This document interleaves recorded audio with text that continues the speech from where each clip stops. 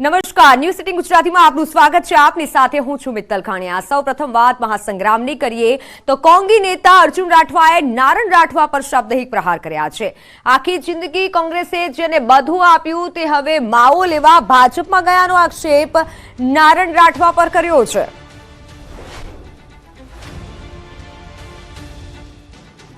માવો લેવા નારણ રાઠવા ગયા તેવો આક્ષેપ કરવામાં આવ્યો છે। પોતાના કોંગ્રેસમાં જોડાવાને લઈને જે નિવેદન સામે આવ્યું છે, અર્જુન રાઠવાને લાલચ હોત તો ભાજપમાં જાત। કોંગ્રેસ નેતાના નારણ રાઠવા પર પ્રહાર। અર્જુન રાઠવાએ નારણ રાઠવા પર પ્રહાર કર્યા છે। વાત બનાસકાંઠાની। બનાસકાંઠામાં પાણી નહીં તો વોટ નહીંના બેનરો લાગ્યા છે। રાજકીય આગેવાનોના પ્રવેશ પર પ્રતિબંધ। પાલનપુરની ગોવિંદા હેરિટેજમાં આ પ્રકારના બેનરો લાગ્યા છે। 40 મકાનધારકોએ વિરોધ નોંધાવ્યો છે। પાણીની સમસ્યાને લઈને સ્થાનિકોમાં રોષ જોવા મળી રહ્યો છે। સ્થાનિકો જે રોષ જોવા મળ્યો છે તેમાં સમસ્યા નહીં ઉકેલાય તો સ્થાનિકોએ ધરણાની ચીમકી ઉચ્ચારી છે।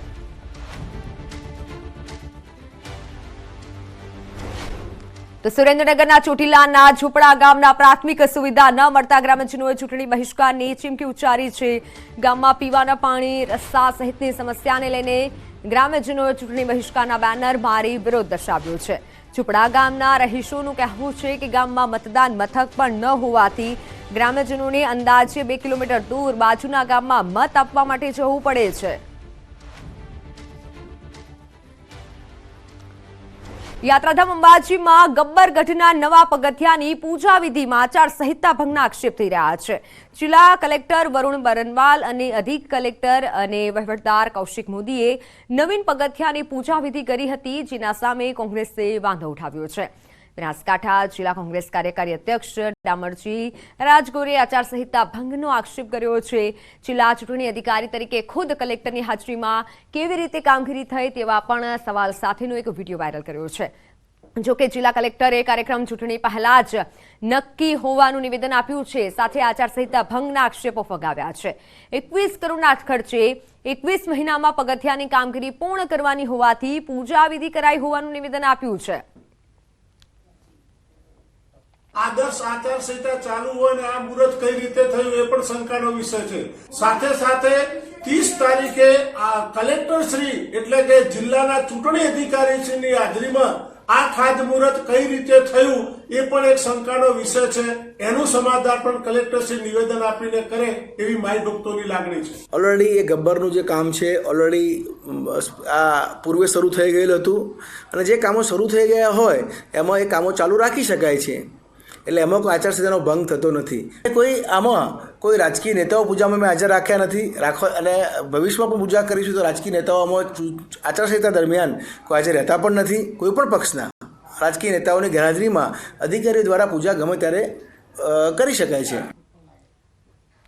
ડામરજી રાજગોરે ગબ્બર 51 શક્તિપીઠમાં રાજભોગ ધરાવવાનો મુદ્દો પણ ઉઠાવ્યો અને મંદિરમાં નિત્ય રાજભોગ ધરાવવાની માંગ કરી, જેના પર મંદિર ટ્રસ્ટના ચેરમેન અને જિલ્લા કલેક્ટર વરુણ બરનવાલે પ્રતિક્રિયા આપી। કહ્યું કે હજારો વર્ષ જૂના ગબ્બર મંદિરમાં પણ રાજભોગ ધરાવવાની પરંપરા નથી। શક્તિપીઠ મંદિરોમાં રાજભોગ માટે મંદિર ટ્રસ્ટ પોતે ચિંતા કરશે, તેને કોઈ રાજકીય મુદ્દો ન બનાવવો જોઈએ। પ્રતિષ્ઠિત મૂર્તિઓને રાજભોગ ધરાવવામાં ના આવે તો ધાર્મિક લાગણી દુભાય છે। કોરોના કાળ પછીથી આ કામ બંધ થયું છે। કોરોના કાળ પહેલા રાજભોગ નિયમિત ધરાવવામાં આવતો હતો, તો કલેક્ટર શ્રી અને વહીવટદાર શ્રીને નમ્ર અરજ કે 51 શક્તિપીઠોમાં 51 પૂજારી મૂકવામાં આવે અને આ રાજભોગની પ્રથા સત્વરે ચાલુ કરવામાં આવે। જ્યાં સુધી રાજભોગનો વિષય છે તો આપણું ગબ્બર મંદિર જે છે હજારો વર્ષ જૂનું છે અને આમાં એ મંદિરોમાં પ્રાણ પ્રતિષ્ઠા પણ થઈ છે ગબ્બરમાં, અને ત્યાં પણ કોઈ રાજભોગ ચડાવવાની પરંપરા નથી। તો ખાલી રાજભોગ ચડાવવાથી જ માતાની આસ્થા જળવાય છે એવું નથી। અમે જરૂરી બધી વ્યવસ્થાઓ કરેલી છે અને એની અંદર સમય અનુસાર જે ધર્મના નિયમો પ્રમાણે અમને જે પણ વસ્તુઓની જરૂર લાગતી હોય છે એ ટ્રસ્ટ દ્વારા વ્યવસ્થા કરવામાં આવે છે। લોકશાહીના મહાપર્વની ઉજવણી એટલે કે ચૂંટણી। લોકસભાની ચૂંટણી માટે વહીવટીતંત્ર પણ ખડેપગે તૈયાર થઈ રહ્યું છે। જૂનાગઢમાં જંગલો વચ્ચે આવેલા એક મતદાન મથક માટે તંત્રએ તમામ તૈયારીઓ કરી છે. વિસાવદર વિધાનસભા મત વિસ્તારમાં ગીરના જંગલો વચ્ચે આવેલા કનકાઈ મતદાન મથક માટે તૈયારીઓ કરાઈ છે. ગીર પશ્ચિમના અડાબીડ જંગલમાં આવેલા કનકાઈ મંદિર ખાતે મતદાન મથક ઊભું કરવામાં આવેલ છે.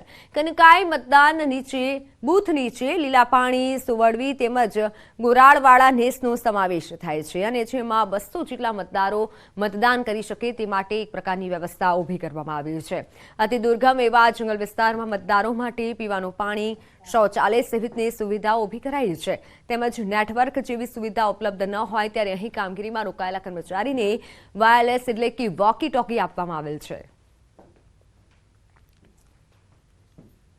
एक ऐसा एरिया है जो बीच जंगल में है जहाँ नेटवर्क की भी एक काफ़ी चैलेंज हम लोगों को रहती है.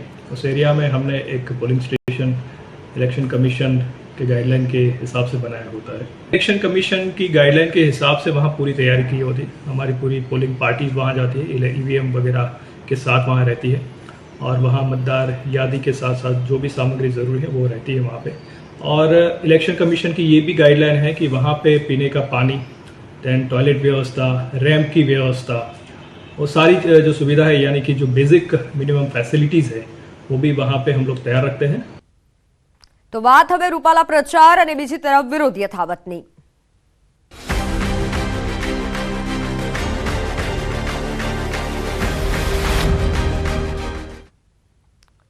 નર્મદામાં રામપુરામાં રાજપૂત સમાજે વિરોધ કર્યો છે. રૂપાલાની ટિકિટને લઈને વિરોધ કરવામાં આવ્યો છે. ટિકિટ રદ કરવા સમાજની માંગ છે. ગામની બહાર બેનરો લગાવી વિરોધ નોંધાવ્યો છે. ટિકિટ રદ નહીં થાય તો વિરોધ યથાવત રહેશે.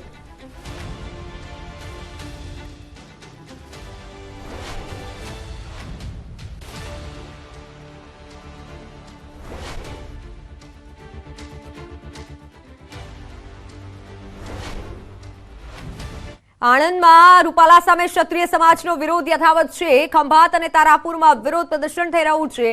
ખંભાતમાં રેલી અને સભાનું આયોજન કરાયું છે તો રૂપાલાની ટિકિટ રદ કરવાની માંગ પ્રાંત અધિકારીને આવેદનપત્ર આપવામાં આવ્યું છે. રૂપાલા સામે ક્ષત્રિય સમાજે વિરોધ નોંધાવ્યો છે. પ્રાંત અધિકારીને આવેદનપત્ર પણ અપાયું છે.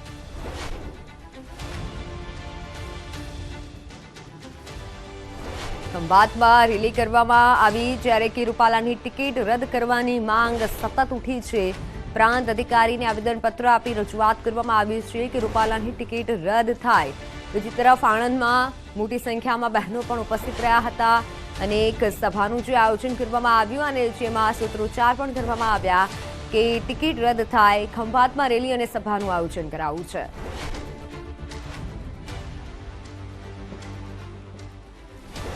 તો હવે વાત તમારી બેઠક તમારી વાતની.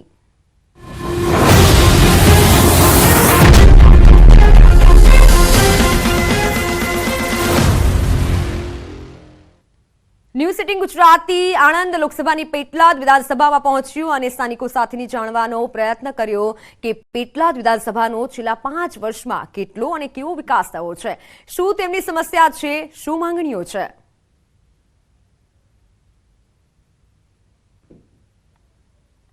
આણંદ લોકસભા 2024 7મી મે યોજાશે. આણંદ લોકસભામાં મતદાન. ત્યારે ન્યૂઝ 18 ગુજરાતી આણંદ લોકસભાના પેટલાદ વિધાનસભા વિસ્તારમાં પહોંચ્યું છે. આપણી સાથે અહીંયા પેટલાદના સ્થાનિકો છે. પેટલાદ વિધાનસભા વિસ્તારના જે વિકાસ છે અહીંયા આપણે એમની સાથે રૂબરૂ વાત કરીએ. આપણી સાથે અહીંયા એક સ્થાનિક છે, એમને પૂછીએ તમારું શું કહેવું છે. હા, પેટલાદમાં તો આમ જોઈએ તો ધારાસભ્યની ચૂંટણી આપણે વિધાનસભાની આપણે ચૂંટણી ગઈ એમાં જે આ પેટલાદ તાલુકામાં જે ભાજપ શાસિત એ લોકો એમ કહે કે અમે રોડ રસ્તા બનાવ્યા તો અહીંયા ઢોરનો પણ બહુ ત્રાસ છે અને રોડ રસ્તા પણ થયા નથી એટલે વિકાસ થયો નથી. આપણી સાથે અહીંયા સ્થાનિક બીજા પણ એક વ્યક્તિ છે, આપણે એમને પૂછીએ શું નામ છે તમારું અને આ વિકાસ વિશે શું કહો છો. જયંતિભાઈ મકવાણા. હાલમાં ભાજપની સરકાર આવવાથી પેટલાદનો સારો એવો વિકાસ થયો છે. ઠીક ગામડામાં સીમાડામાં પણ રોડ રસ્તા બની ગયા છે, લાઇટની ફૂલ સુવિધા છે, પાણીની સુવિધા છે, કોઈ જાતની તકલીફ નથી. લોકોને રોજગારી મળી રહે છે અને લોકો પ્રેમથી ધંધો કરે છે ને સહી સલામત છે બધા અને શાંતિથી રહે છે. આપણી સાથે અન્ય એક છે અહીંયા પેટલાદના સ્થાનિક, આપણે એમની સાથે વાત કરીએ. તમારું શું નામ છે અને પેટલાદમાં વિકાસ અંગે શું કહો છો. મારું નામ મનીષ કુમાર રમેશચંદ્ર શાહ છે અને પેટલાદમાં છેલ્લા 2-3 વર્ષથી જ ધારાસભ્ય ભારતીય જનતા પાર્ટીને મળે છે, એક જ વર્ષથી. અને હવે વિકાસના કામો ફૂલ ચાલુ થયા. તે પહેલાં 2014થી નરેન્દ્ર મોદીની સરકારથી બી પેટલાદ વિધાનસભામાં કેન્દ્ર સરકારની યોજનાથી સંપૂર્ણ ફૂલ વિકાસ થયેલો જ છે. અન્ય એક પેટલાદના સ્થાનિક છે, એમને પૂછીએ. સાહેબ, શું નામ છે અને પેટલાદમાં વિકાસ શું કહો છો? મારું નામ ઠાકુર મનીષ છે ને, હું પેટલાદમાં રહું છું. અને પેટલાદમાં વિકાસ કરીએ તો ગુજરાતનો પણ એમાં એક ભાગ આવી જાય. હવે વિચાર કરો કે પેટલાદની અંદર યુપી, બિહાર, રાજસ્થાન કે મદ્રાસથી પણ લોકો અહીં આગળ કામ કરવા આવે છે, રોજી કમાવા આવે છે. તો એના હિસાબે પેટલાદમાં રોજગારી મળે જ છે, નો ડાઉટ. બીજી વસ્તુ કે પેટલાદમાં વર્ષો પહેલાં જે ધમાલો થઈને જે અસંતોષ થતો હતો એ હવે બિલકુલ બંધ થઈ ગયું. એટલે પેટલાદમાં 100% રિઝલ્ટ મળ્યું છે. અને હજુ પણ અમે રાહ જોઈએ કે સરકાર અમારી મક્કમતાથી કામ કરી રહી છે અને બધું પાયાથી કામ કરી રહ્યા છે. થોડી વાર લાગશે પણ 100% સાચી વાત છે અને યુવાનોને 100% રોજગારી મળશે. આપણી સાથે અહીંયા એક પેટલાદના વડીલ છે, જેઓ લેબરોના પ્રશ્નોમાં બહુ સંકળાયેલા છે વર્ષોથી. એમની સાથે આપણે રૂબરૂ વાત કરી. સાહેબ, તમારું શું નામ છે અને તમારું દ્રષ્ટિએ પેટલાદના વિકાસ અંગે શું કહો છો? મારું નામ અરુણભાઈ દેસાઈ. હું છેલ્લા 50 વર્ષથી બધું પ્રવૃત્તિ સાથે સંકળાયેલો છું. પેટલાદ નગર એ ઔદ્યોગિક શહેર તરીકે ગાયકવાડ સ્ટેટથી પ્રખ્યાત હતું ને માન્ચેસ્ટર કહેવાતું હતું. ક્રમશઃ અહીંયા ટેક્સટાઇલ ઇન્ડસ્ટ્રીનો હાર્સ થયો, મિલો બંધ પડી અને અત્યારે જ્યાં 4-5 ટેક્સટાઇલ મિલોમાં રોજગારી મળતી હતી, હવે માંડ 1000 માણસોને રોજગારી મળે છે. અહીંની સુગર ફેક્ટરી પણ બંધ છે, રંગ રસાયણના કારખાના પણ બંધ છે, સહકારી ક્ષેત્રને પણ લૂણો લાગેલો છે. આ સંજોગોની અંદર એક અમૂલ ઇન્ડસ્ટ્રી જો ના હોત અને એમાં ડેરી ઇન્ડસ્ટ્રીની અંદર રોજગારી ગામડામાં કદાચ ન મળતી હોત તો હું માનું છું કે ખૂબ ભયંકર પરિસ્થિતિ રોજગારી ઇન્ડસ્ટ્રી અહીં ઊભી થઈ હોત. તો પેટલાદના સ્થાનિકોનું કહેવું છે કે અહીંયા ચોક્કસ વિકાસ થયો છે. ઘણા મુદ્દે અહીંયા પ્રાથમિક જે કહેવાય સમસ્યાઓ પણ છે. આગામી લોકસભા જે કહેવાય આણંદ, એમાં પેટલાદના મતદારો કોને મત આપશે એ તો ચૂંટણી પરિણામ જ બતાવશે. જનક જાગીરદાર, ન્યૂઝ 18 ગુજરાતી, પેટલાદ.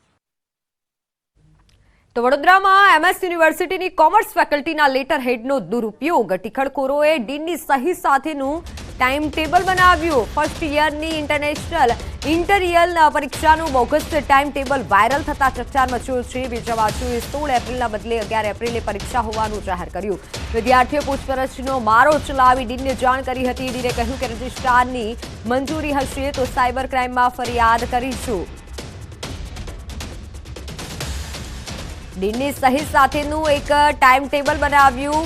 ફર્સ્ટ યરની પરીક્ષાનું બોગસ ટાઈમ ટેબલ બનાવવામાં આવ્યું છે. આ બોગસ ટાઈમ ટેબલ વાયરલ થતા ચકચાર મચ્યો છે. 16ના બદલે 11 તારીખે પરીક્ષા હોય તેવું ટાઈમ ટેબલ બનાવાયું છે. MS યુનિવર્સિટીનો વિવાદ એક સામે આવ્યો છે. ડીનની સહી સાથેનું ટાઈમ ટેબલ બનાવાયું છે. ફર્સ્ટ યરની પરીક્ષાનું બોગસ ટાઈમ ટેબલ બનાવતા ચકચાર મચ્યો છે. પરીક્ષાનું બોગસ ટાઈમ ટેબલ વાયરલ થયું છે ત્યારે અનેક સવાલો ઉઠી રહ્યા છે. 16ના બદલે 11 એપ્રિલે પરીક્ષા જાહેર કરી દીધી. આ ટાઈમ ટેબલમાં 11 એપ્રિલે પરીક્ષા હોય તેવું સામે આવ્યું છે. કોમર્સ ફેકલ્ટીના લેટરનો દુરુપયોગ કરાયો છે. વડોદરાથી આ મામલો સામે આવ્યો છે, જેમાં પરીક્ષાનું બોગસ ટાઈમ ટેબલ વાયરલ થતા અનેક સવાલો ઉઠી રહ્યા છે. 16ના બદલે 11 એપ્રિલે પરીક્ષા જાહેર કરી દેવાઈ. ઓનલાઈન પર સંવાદદાતા હાર્દિક દીક્ષિત જોડાઈ ચૂક્યા છે. હાર્દિક, ટાઈમ ટેબલને લઈને શું વિગત સામે આવી છે, શું ફરિયાદ થશે? બિલકુલ, જો ખાસ કરીને વાત કરીએ તો વિશ્વવિખ્યાત MS યુનિવર્સિટી હવે કોઈને કોઈ કારણોસર ઘણા લાંબા સમયથી વિવાદોમાં આવતી રહી છે અને કોઈને કોઈ કારણોસર આ જે યુનિવર્સિટીનું નામ છે તે ચર્ચાનો વિષય બનતો હોય છે. ત્યારે ફરી કેટલાક ટીકડખોરો છે તેમના દ્વારા યુનિવર્સિટી છે તેની ગેરમાર્ગે દોરવાનો પ્રયત્ન કરવામાં આવ્યો છે. અત્યારે જે ઘટના બની છે તેની વાત કરવામાં આવે, અપાયેલી જે ઇન્ટરનલ પરીક્ષા છે તેનું બોગસ ટાઈમ ટેબલ છે કેટલાક તત્વો દ્વારા વાયરલ કરવામાં આવ્યું છે. ઉલ્લેખનીય બાબત છે કે આજે પરીક્ષાની તારીખ છે તે 16મી એપ્રિલ છે, તેના બદલે વિદ્યાર્થીઓને ગેરમાર્ગે દોરવા માટે 11મી એપ્રિલનું જે ટાઈમ ટેબલ છે તે વાયરલ કરવામાં આવ્યું છે, જેના કારણે જે વિદ્યાર્થીઓ છે તે મૂંઝવણમાં મુકાય છે. વિદ્યાર્થીઓએ પૂછપરછનો મારો ચલાવતા ડીનને સમગ્ર ઘટનાની જાણ થઈ છે.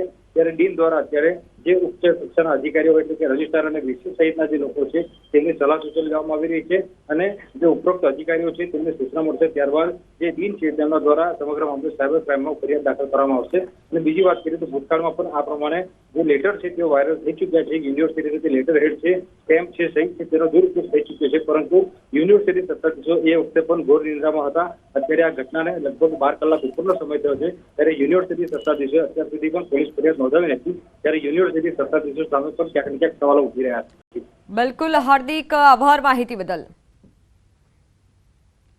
તો હાલ સમાચારોમાં રોકાઈશું વિરામ માટે નજર કરીએ ટોપ 3 હેડલાઇન્સ પર. વિવાદો બાદ રૂપાલાએ શરૂ કર્યો પ્રચાર. મહિલા સંમેલનમાં કહ્યું મહિલાઓ માટે અનેક યોજનાઓ શરૂ કરી, જેમાં અન્ન ભેગા એના મન ભેગા. સુરતમાં ખુલ્લેઆમ ખેલાયો ખૂની ખેલ. દુકાન બહાર જ ઝીંકી દેવાયા ચાકુના ઘા. આખી ઘટના સીસીટીવીમાં કેદ. આજે નર્મદા ડેમનો 64મો જન્મદિવસ. ગુજરાતની જીવાદોરી બનનાર નર્મદા ડેમને 6 દાયકા થયા. દેશના પ્રથમ વડાપ્રધાને કર્યું હતું ડેમનું ખાતમુહૂર્ત.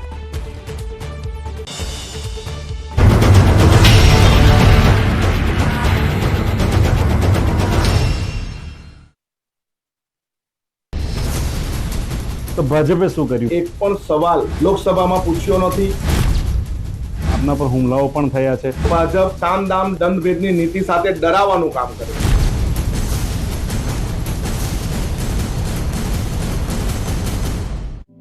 કોંગ્રેસને મોટો ઝટકો લાગ્યો. 15 થી વધુ ગામોના 400 થી વધુ કોંગ્રેસના બૂથ લેવલના કાર્યકર્તાઓ ભાજપમાં ભળી ગયા. ઋષિકેશ પટેલના નિવાસસ્થાને 400 થી વધુ કોંગ્રેસના કાર્યકર્તાઓએ ભાજપમાં જોડાતા કોંગ્રેસમાં સોપો પડી ગયો. વિસનગરના વિવિધ ગ્રામોના કોંગ્રેસના સરપંચ, ડેલિગેટ, પૂર્વ તાલુકા પંચાયત અને જિલ્લા પંચાયતના સદસ્યો તેમજ કોંગ્રેસના વિવિધ આગેવાનો કાર્યકર્તાઓએ કેસરિયા કરી લીધા. ભાજપ નેતાની હાજરીમાં કોંગ્રેસના નેતાનો પ્રચાર જોવા મળ્યો. બનાસકાંઠા ધાનેરામાં એક સ્થળ પર 2 પક્ષોના ઉમેદવાર માટે પ્રચાર થયો. એક જ પ્રસંગમાં ભાજપ કોંગ્રેસ માટે પ્રચાર થયો હોય તેવા આ દ્રશ્યો એક સામાજિક પ્રસંગમાં જોવા મળ્યા. ધાનેરામાં રબારી સમાજનો એક સામાજિક પ્રસંગ હતો, જેમાં ઠાકરશ્રી રબારીએ કોંગ્રેસ ઉમેદવાર ગેનીબેન ઠાકોરને વોટ આપવાની અપીલ કરી. ગેનીબેન ઠાકોરના વિશ્વાસુ ગણાય છે ઠાકરસિંહ રબારી. ઠાકોર સમાજ કાયમી રબારી સમાજની પડખે રહ્યો છે તેવી પણ અપીલ કરી છે. ડીસાના પૂર્વ ધારાસભ્ય કોંગ્રેસમાંથી ભાજપમાં આવેલા ગોવા રબારી ઠાકરસિંહ રબારીની અપીલને સાંભળી પણ રહ્યા હતા. આ સામાજિક પ્રસંગમાં રબારી સમાજના ભાજપ અને કોંગ્રેસના આગેવાનો પણ ઉપસ્થિત રહ્યા હતા. તો આ પ્રસંગે કોંગ્રેસમાંથી ભાજપમાં આવેલા કુવાભાઈ રબારી પણ ભાજપ ઉમેદવાર માટે મત માંગ્યા. તેમણે કહ્યું કે મને નથી લાગતું કે 10 થી 15 વર્ષ સુધી કોંગ્રેસ આવે. ભાજપમાં આવ્યા બાદ આ મારો પહેલો અખતરો છે. સમાજે મને સાચવ્યો છે. તેમણે ભાજપ ઉમેદવારને મત આપવા સમાજમાં અપીલ કરી. આમ એક જ સ્થળ ઉપર 2 પક્ષોના ઉમેદવારો માટે મત મંગાયા. બનાસકાંઠામાં ભાજપના ઉમેદવાર પૂરજોશમાં પ્રચારના કામમાં જોડાયા. દૂધ દિવસ નિમિત્તે બનાસકાંઠાના રતનપુર ખાતે દૂધ શીત કેન્દ્રમાં ઉજવણી કરાઈ હતી. કાર્યક્રમમાં વિધાનસભાના અધ્યક્ષ શંકર ચૌધરી, સાંસદ પરબત પટેલ અને ઉમેદવાર રેખાબેન ચૌધરી પણ ઉપસ્થિત રહ્યા. કાર્યક્રમમાં ઉપસ્થિત લોકો સમક્ષ રેખાબેને પોતાને બનાસકાંઠાની દીકરી કહી અહીંના વિકાસ માટે તેમને મત આપવા અપીલ કરી હતી. લોકસભાની ચૂંટણીને લઈ ભાજપની તૈયારીઓ તેજ છે. કચ્છથી ભાજપના ઉમેદવાર વિનોદ ચાવડાએ ભુજ તાલુકાના વિવિધ ગામમાં જઈ પ્રચાર કાર્ય તેજ કર્યું. લાખોદ, પદ્ધર, મમુઆરા, ધાણેટી, શ્રવણ કાવડિયા, ડગારા, લોડાઈ સહિતના ગામોમાં પ્રચાર માટે પહોંચી વિનોદ ચાવડાએ જનસંવાદ સાધ્યો હતો. આ ચૂંટણીમાં પણ કચ્છની પ્રજા પ્રધાનમંત્રી મોદીની જ પડખે રહેશે અને ભવ્ય જીત થશે તેવો વિશ્વાસ પણ વ્યક્ત કર્યો. આ તરફ કોંગ્રેસે પણ ચૂંટણી પ્રચારના ગિયર બદલ્યા. સાબરકાંઠાના હિંમતનગરમાં કોંગ્રેસની સંગઠનાત્મક બેઠકનું આયોજન કરાયું. આ બેઠકમાં સાબરકાંઠા લોકસભા બેઠકના કોંગ્રેસના ઉમેદવાર ડોક્ટર તુષાર ચૌધરી પણ ઉપસ્થિત રહ્યા. અહીંની બેઠક પર ભાજપમાં ચાલી રહેલા વિવાદને લઈ તુષાર ચૌધરીએ પ્રતિક્રિયા આપતા કહ્યું કે આ વિવાદોનો લાભ કોંગ્રેસને મળશે અને કોંગ્રેસ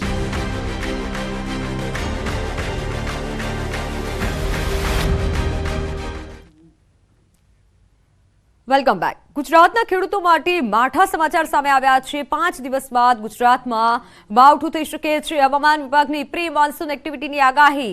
10-11 એપ્રિલે વેસ્ટર્ન ડિસ્ટર્બન્સ સક્રિય થશે.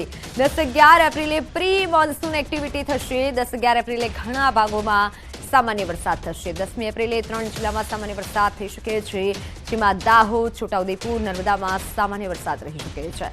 11મી એપ્રિલે 7 જિલ્લામાં સામાન્ય વરસાદ રહી શકે છે, જ્યારે 11મી એપ્રિલે સાબરકાંઠા, બનાસકાંઠા, અરવલ્લી, મહીસાગર, દાહોદ, છોટાઉદેપુર, નર્મદામાં સામાન્ય વરસાદની શક્યતાઓ છે. डे 6 और डे 7 में आइसोलेटेड प्लेसेस में गुजरात रीजन में लाइट रेन होने का पूर्वानुमान दिया गया है. और डे 6 की बात करेंगे, जो ज़िले जहां पे लाइट रेन होने के पूर्वानुमान दिया गया है वो है दाहोद, छोटा उदयपुर, नर्मदा. और डे 7 में जहां पे लाइट रेन होने के चांसेस हैं आइसोलेटेड प्लेसेस में साउथ गुजरात रीजन के वो ज़िले हैं बनासकांठा, साबरकांठा, अरावली, महीसागर, दाहोद, छोटा उदयपुर और नर्मदा. તો ગુજરાતમાં 5 દિવસ ગરમીમાં કોઈ રાહત નહીં મળે.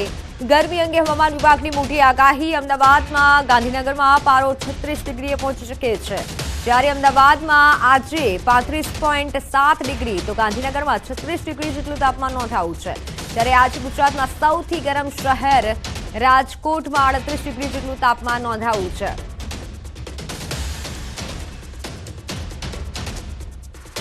और फोरकास्ट की बात करेंगे तो अहमदाबाद और गांधीनगर के लिए जो मैक्सिमम फोरकास्ट मैक्सिमम टेम्परेचर का दिया गया है वो 36 डिग्री सेल्सियस गांधीनगर और अहमदाबाद दोनों के लिए दिया गया है.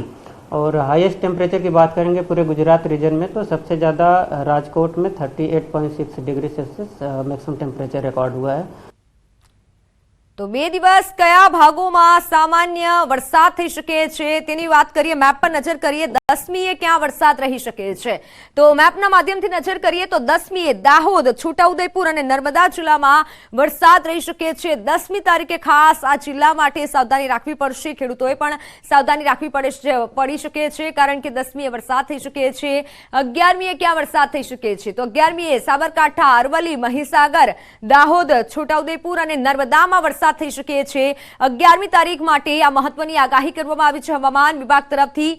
ક્યાંક છૂટો છવાયો વરસાદ આ જિલ્લાઓમાં રહી શકે છે. સાબરકાંઠા, અરવલ્લીની વાત કરીએ તો અરવલ્લી, મહીસાગર, દાહોદ, છોટાઉદેપુર અને નર્મદામાં 11મીએ ક્યાંક છૂટો છવાયો વરસાદ રહી શકે છે તેવી આગાહી હવામાન વિભાગ તરફથી કરવામાં આવી છે. એપ્રિલ માસમાં અંગ દચાડતી ગરમીએ લોકોને અત્યારે પરેશાન કર્યા છે.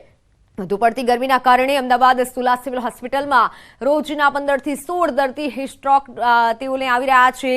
દર્દી નોંધાઈ રહ્યા છે. એપ્રિલની શરૂઆત થતાની સાથે હિસ્ટ્રોકના કેસ પણ સામે આવી રહ્યા છે. ચક્કર આવવા, બેભાન થવું, માથાનો દુખાવો થવો જેવી ફરિયાદો સાથે આવવા દર્દીઓની સંખ્યામાં વધારો થઈ રહ્યો છે. સુલા સિવિલમાં 2 વોર્ડ તૈયાર કરાયા છે.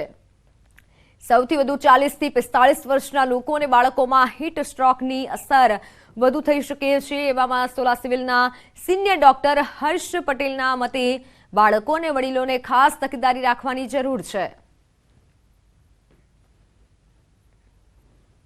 સોલા સિવિલ હોસ્પિટલમાં હમણાં જ્યારથી ગરમીનું પ્રમાણ થોડું વધ્યું છે તો લગભગ દિવસના 15 થી 16 પેશન્ટ હીટ સ્ટ્રોકના કારણે બીમાર થઈને આવે છે.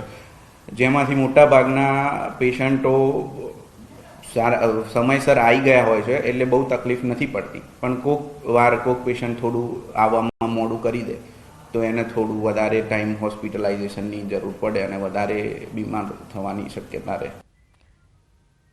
તો ભરૂચ અને નર્મદા જિલ્લાની 3 સુગર ફેક્ટરીઓએ શેરડીના ભાવ જાહેરાત કર્યા છે. જેમાં રાજ્યની 12 સુગર ફેક્ટરીઓમાંથી નર્મદાની ધારીખેડા સુગર મિલે ત્રીજો સૌથી વધારે ભાવ જાહેર કર્યો છે. જ્યારે કે કસ્ટોડિયનના વહીવટથી ચાલતી ભરૂચની વટારિયા સુગર મિલે રાજ્યમાં સૌથી ઓછો ભાવ આપ્યો છે. જેને લઈને વટારિયા સુગર મિલના સભાસદોમાં રોષ ફેલાયો છે. ઊંચા ભાવથી નારાજ સભાસદોએ સુગર ફેક્ટરી ખાતે પહોંચી કસ્ટોડિયન કમિટીના ડિરેક્ટરને રજૂઆત કરી હતી અને 3000થી વધુ ભાવ પાડવામાં આવે તેવી માંગ કરી હતી. કે પંડવા અને ધારીખેડા સુગર સમકક્ષ અમને ભાવ મળવો જોઈએ. એનાથી 200-300 રૂપિયા ઓછો હોય તો પોસાય. આ તો સીધો આ વખતે 800 રૂપિયા ઓછો ને ગઈ વખતે 400 એમ કરીને 1200 રૂપિયા ઓછો. 14 વર્ષના પાટલા વહીવટ કરતા હોય 1400 રૂપિયા 14 વર્ષના વહીવટમાં ઓછા પણ તમારે ત્રીજો ભાવ પાડ્યો. ત્રીજા ભાવમાં તમે એનો રેકોર્ડ તોડી કાઢ્યો. એટલે ખેડૂત સભાસોને ગણેશ સુગરના સભાસોને તમે મારી નાખ્યા, તદ્દન નીચું લઈ લીધા. છેલ્લા કેટલાક સમયથી એટલે અંદાજિત મારા હિસાબ પ્રમાણે 3 વર્ષથી સદરુ સંસ્થાને પાટલા વહીવટ કરતાં ઘણો ઓછો ભાવ ચૂકવવામાં ઇરાદાપૂર્વક આવે છે. અત્યાર સુધી એકને એક કેસેટમાં કરી કે પાટલો ખાડો છે તો ખેડૂતો પાટલો ખાડો ક્યાં સુધી સહન કરશે? તમારા વહીવટની અંદર 66,000 દાગીના ઓછા પડ્યા ને 20 થી 25 કરોડ રૂપિયાનું નુકસાન થયું. એના માટે કોણ જવાબદાર છે? એનો ખુલાસો આ વ્યવસ્થાપક કમિટીએ કરવો જોઈએ. તો ભર ઉનાળે બોટાદમાં ડેમ છલકાયો છે. બોટાદનો રવાઘાટ ડેમ છલકાયો છે. ગઢડા સહિત 10 ગામો માટે જીવાદોરી સમાન ડેમ છલકાયો છે. સૌની યોજના અંતર્ગત પાણી છોડાતા ડેમ છલકાયો છે. ગઢડા સહિત આજુબાજુના ગામોના ખેડૂતોએ સિંચાઈના પાણી માટે રજૂઆત કરી હતી. ડેમમાં પાણીની આવકથી ગઢડા તેમજ માંડવધાર, રામપરા, કેરાળા, અડતાળા, પીપળ, લાખણકા, તતાળા સહિતના ગામોને સિંચાઈ અને પીવાના પાણીનો હવે ફાયદો થશે. પાણીની આવકથી શહેરીજનો અને ખેડૂતોમાં આનંદ છવાયો છે.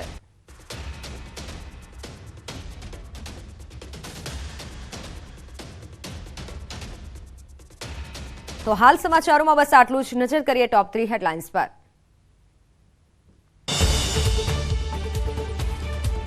વિવાદો બાદ રૂપાલાએ શરૂ કર્યો પ્રચાર. મહિલા સંમેલનમાં કહ્યું કે મહિલાઓ માટે અનેક યોજનાઓ શરૂ કરી છે. અન્ન ભેગા એના મન ભેગા. સુરતમાં ખુલ્લેઆમ ખેલાયો ખૂની ખેલ. દુકાન બહાર જ ચીંકી દેવાયા ચાકુના ઘા. આખી ઘટના સીસીટીવીમાં કેદ.